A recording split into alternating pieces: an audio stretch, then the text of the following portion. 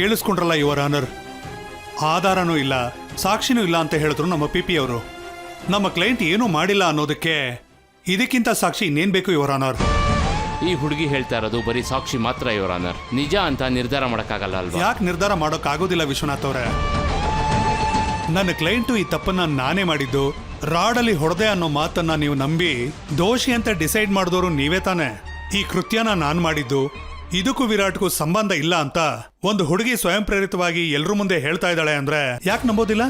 ಯಾಕೆ ನಿಜ ಆಗಿರಬಾರ್ದು? ನಂಬ್ತೀವಿ, ಎಲ್ಲರೂ ಒಂದು ನಿಮಿಷ ನಂಬ್ತೀವಿ. ಆದರೆ ವಿರಾಟ್ ಅವರು ಅವರ ಪಿ ಎ ಆದ ಈ ಮಧುಮತಿಗೆ ಒಂದು ಅಡ್ರೆಸ್ ಕೊಟ್ಟು ಆ ಅಡ್ರೆಸ್ಸಲ್ಲಿ ಫೈಲ್ ಕೊಡು ಅಂತಂದರು.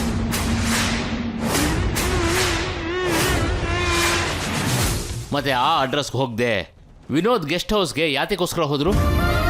ನಾನು ರಾಂಗ್ ಅಡ್ರೆಸ್ಗೆ ಹೋದೆ. ನನಗೆ ಕೊಟ್ಟಿದ್ದ ವಿಸಿಟಿಂಗ್ ಕಾರ್ಡಲ್ಲಿ ಆ ಮನೆ ಅಡ್ರೆಸ್ ಇತ್ತು. ಇಲ್ಲ, ನೀನು ಕರೆಕ್ಟಾಗಿ ವಿನೋದ್ ಅಡ್ರೆಸ್ಗೆ ಹೋಗಿದ್ಯಾ. ನಿಮ್ಮ MD ಪ್ಲಾನ್ ಪ್ರಕಾರ ನಿನ್ನನ್ನು ಮುಂಚೆನೆ ಕಳಿಸಿದ್ದಾರೆ, ಆಮೇಲೆ ಅವನು ಬಂದಿಯಾನೆ. ಇಬ್ರು ಸೇರೆ ಇದೆಲ್ಲ ಮಾಡಿದ್ದೀರಾ ಅಂತ ಸ್ಪಷ್ಟವಾಗಿ ಗೊತ್ತಾಗತ್ತೆ. ಇಬ್ರು ಸೇರೆ ಇದೆಲ್ಲ ಮಾಡಿದ್ದೀರಾ ಅಂತ ಸ್ಪಷ್ಟವಾಗಿ ಗೊತ್ತಾಗತ್ತೆ. ಒಬ್ಬ ಅಮಾಯಕನ್ನ ಹತ್ಯೆ ಮಾಡಕ್ ಹೋಗಿದ್ದೀರಾ ಅಂತ ಕ್ಲಿಯರ್ ಆಗಿ ಗೊತ್ತಾಗತ್ತೆ. ಇಲ್ಲ, ಅವನೇ ನಮ್ಮ MD ಸರ್ನ ಸಾಯಿಸಕ್ ಪ್ರಯತ್ನ ಪಟ್ಟಿದ್ದು.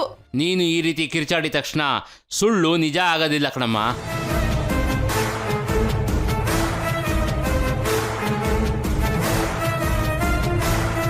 ಮಾಡಿದವರೇ ಹೇಳೋಂತ ನಿಜ ನಿಮಗೂ ಹಾಗೂ ಈ ಸಮಾಜಕ್ಕೆ ಯಾವಾಗ್ಲೂ ಸುಳ್ಳಂತಾನೆ ಅನ್ಸುತ್ತೆ ವಿಶ್ವನಾಥ್ ಅವರೇ.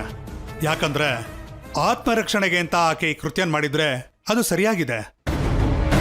ಹೆಣ್ಣನ್ನ ಕೆಟ್ಟ ದೃಷ್ಟಿಯಿಂದ ನೋಡೋ ಅಂತ ಒಬ್ಬ ವ್ಯಕ್ತಿ ಹುಡುಗಿ ಮೇಲೆ ಬಲಾತ್ಕಾರ ಮಾಡೋಕ್ ಪ್ರಯತ್ನ ಪಟ್ರು, ಹತ್ಯೆ ಮಾಡಿದ್ರು, ಅದು ಅವನ ಆವೇಶ.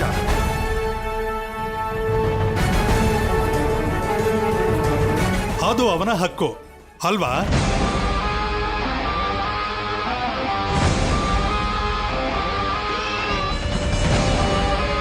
ನೀವೇನಂದ್ರೆ ನಿಮ್ಮ ಕ್ಲೈಂಟ್ ವಿನೋದ್ ಅಮಾಯಕನಾದ ವ್ಯಕ್ತಿನ ಸಂಚಿನ ಪ್ರಕಾರ ಹುಡುಗಿ ರಾಂಗ್ ಅಡ್ರೆಸ್ಗೆ ಹೋಗಿ ಸಾಯಿಸ್ಬೇಕು ಅಂತ ನೋಡಿರ್ತಾಳ.